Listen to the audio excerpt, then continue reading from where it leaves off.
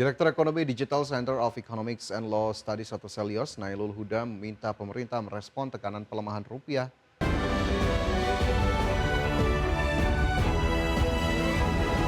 Ya, sementara itu pemirsa, menurut pengamat ekonomi, pelemahan nilai tukar rupiah terhadap dolar Amerika Serikat disebut sebagai respon negatif atas pengelolaan fiskal negara. Direktur Ekonomi Digital Center of Economics and Law Studies atau Celios, Nailul Huda meminta pemerintah merespon tekanan pelemahan rupiah melalui pengelolaan kebijakan fiskal yang lebih prudent agar kepercayaan investor dapat kembali normal. Terlebih lagi pelemahan rupiah dinilai menjadi anomali di pasar regional, mengisyaratkan adanya keresahan investor pada pengelolaan fiskal negara. Nailul menjelaskan bahwa pelemahan rupiah yang sempat berada di luar arah pasar regional harus diperhatikan secara serius oleh pemerintah. Ekonom Celios ini menyebut situasi kebijakan domestik yang mendapat sorotan beberapa kali dari lembaga rating dan keuangan dunia harus diperhatikan sebagai peringatan bagi pemerintah. Kebijakan fiskal kita.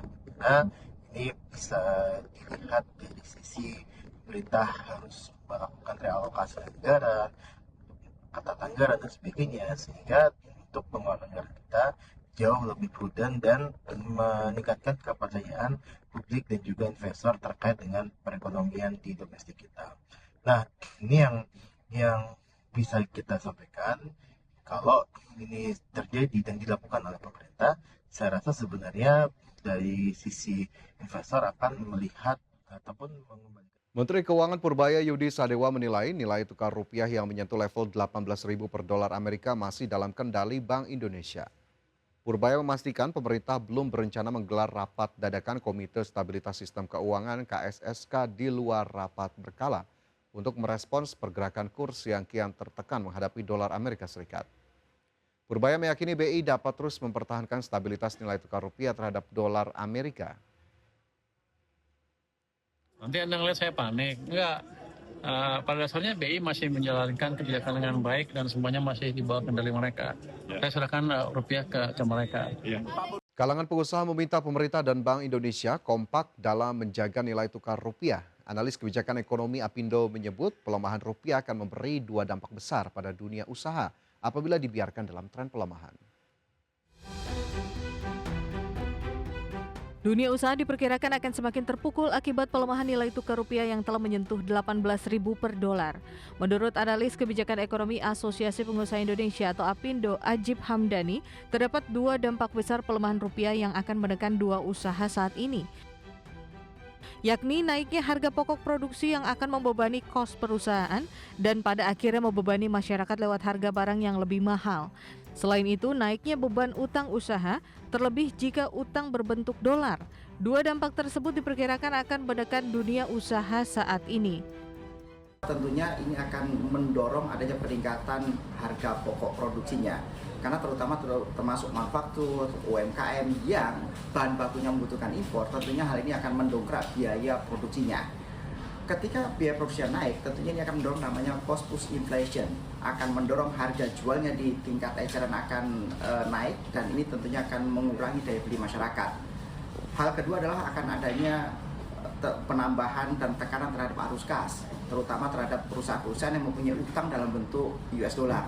Dan hal ini tentunya membutuhkan intervensi regulasi dari pemerintah, sehingga bagaimana adanya stabilitas nilai tukar rupiah dan harapan dunia usaha, pemerintah bisa mendorong range nilai tukar rupiah itu dalam kerangka ekonomi makro kita yang mencapai di angka 16.800 sampai dengan 17.500.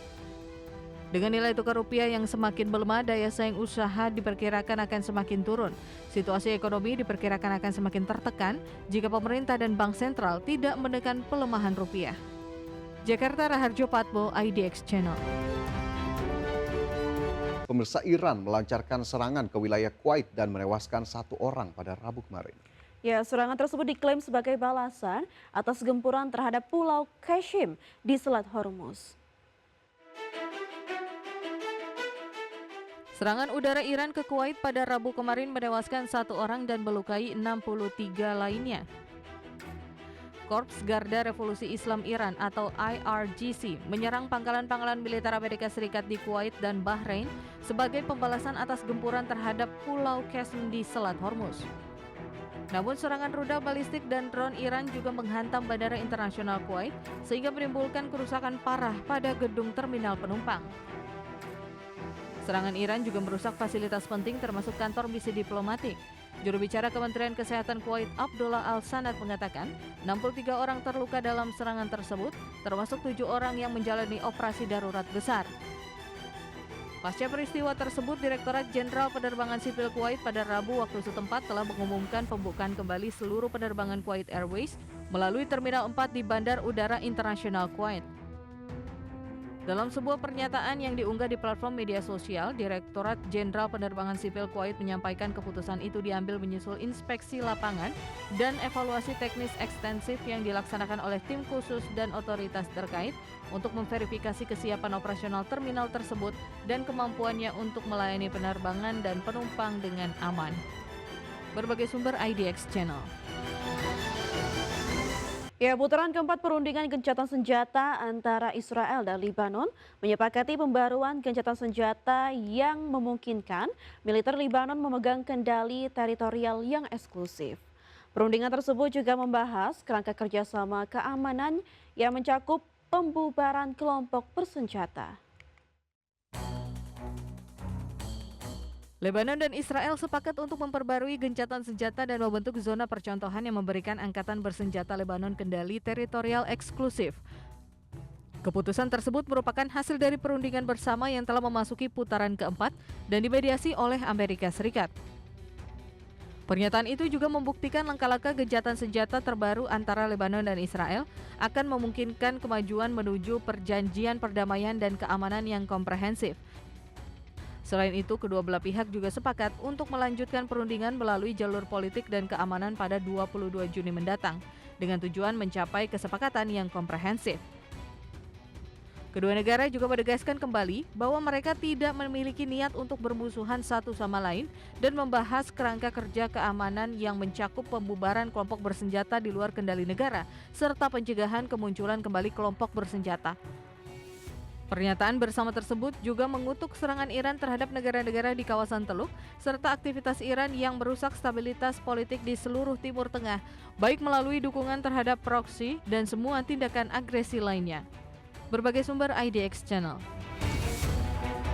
Ukraina menyerang wilayah Rusia melalui drone jelang pelaksanaan Forum Ekonomi Internasional Saint Petersburg.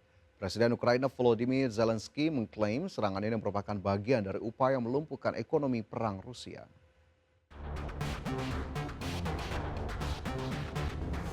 Hanya beberapa jam sebelum Forum Ekonomi Internasional Saint Petersburg atau SPIEF resmi dibuka pada hari Rabu kemarin, wilayah tersebut diguncang dengan drone yang dilancarkan oleh Ukraina.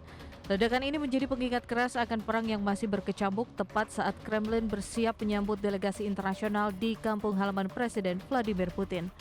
Asap hitam tebal terlihat membumbung di langit Saint Petersburg yang merupakan kota kedua terpenting di Rusia. Insiden serangan drone ini juga memaksa Bandara Pulkovo membatasi ruang udara untuk sementara waktu yang mengakibatkan penundaan dan pengalihan sekitar 30 penerbangan.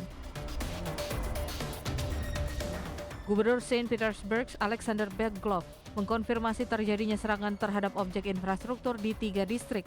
Sementara itu, pertahanan udara Rusia dilaporkan menjatuhkan 59 drone di wilayah Leningrad. Presiden Ukraina Volodymyr Zelensky menyatakan bahwa drone mereka berhasil menghantam terminal minyak Saint Petersburg. Serangan ini merupakan bagian dari strategi jangka panjang Ukraina untuk melumpuhkan ekonomi perang Rusia melalui serangan jarak jauh ke wilayah dalam musuh. Selain terminal minyak, target lain mencakup fasilitas militer di Pangkalan Angkatan Laut Kronstadt dan lokasi produksi senjata di wilayah Tambov. Serangan ini terjadi sehari setelah Rusia meluncurkan rudal ke Kiev dan Dnipro yang menewaskan sedikitnya 23 orang. Berbagai sumber IDX Channel.